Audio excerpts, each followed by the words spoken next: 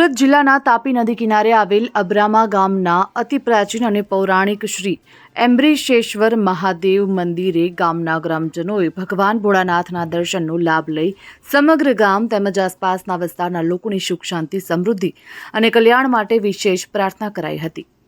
શ્રી એમ્બ્રીશેશ્વર મહાદેવ મંદિર ભક્તોમાં વિશેષ આસ્થા અને શ્રદ્ધાનું કેન્દ્ર છે। અહીંના સ્વયંભૂ શિવલિંગની કૃપાથી અનેક શ્રદ્ધાળુઓને સંતાન પ્રાપ્તિની મનોકામના પૂર્ણ થાય છે, જેના કારણે દૂર દૂરથી વિશાળ સંખ્યામાં ભક્તો દર્શન માટે આવે છે।